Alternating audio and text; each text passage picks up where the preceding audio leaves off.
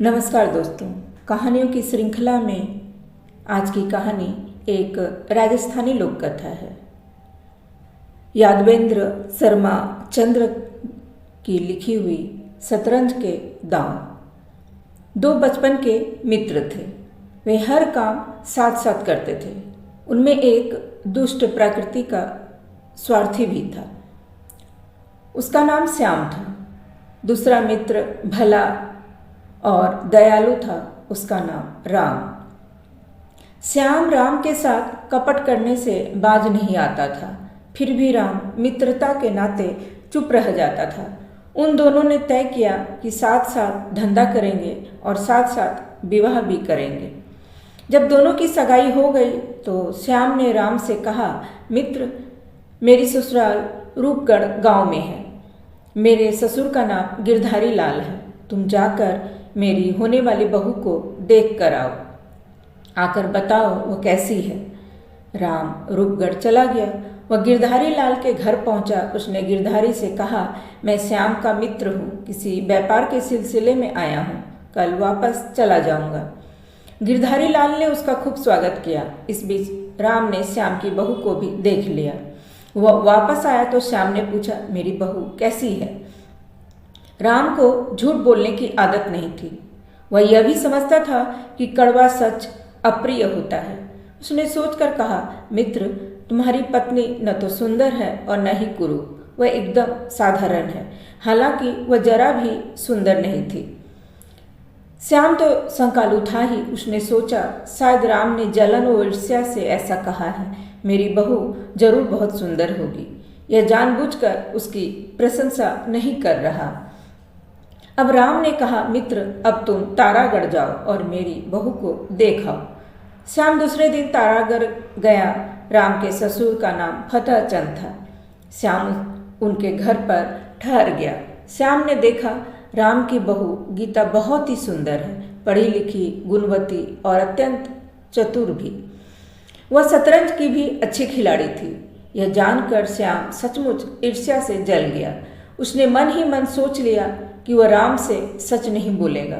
वापस आकर उसने राम को बताया, तेरी बहू काली कलूटी है, छोटी छोटी आंखें, चेचक के दाग, हाँ, बहुत बड़े बाप की बेटी अवश्य है, खूब दहेज लाएगी। राम था भावुक। उसने अपनी पत्नी के बारे में अनेक कोमल कल्पनाएं मन में संजो कर रखी थी। उसके हृदय को बड़ी ठेस लगी।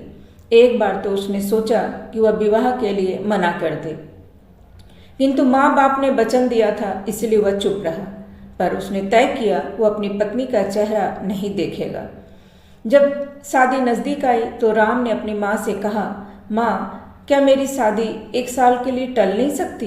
क्यों बेटा? माँ ने चौंक कर पूछा। मैंने ज्योतिषी को अपनी कुंडली दिखाई थी। उन्होंने कहा है, यदि मैं 1 साल से पहले अपनी पत्नी का मुंह देख लूँगा तो मुझे कोढ़ हो जाएगा। सुनकर माँ चिंतित हो गई। माँ ने अपने पति से कहा।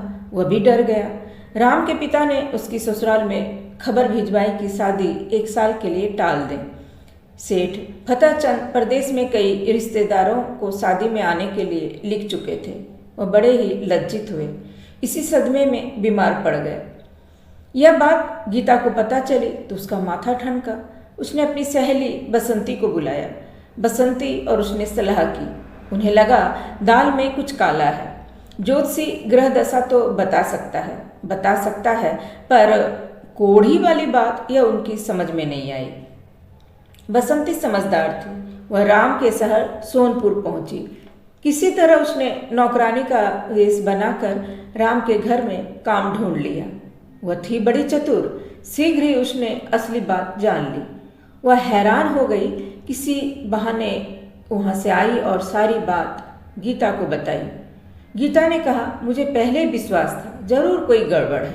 अब हमें कुछ करना चाहिए।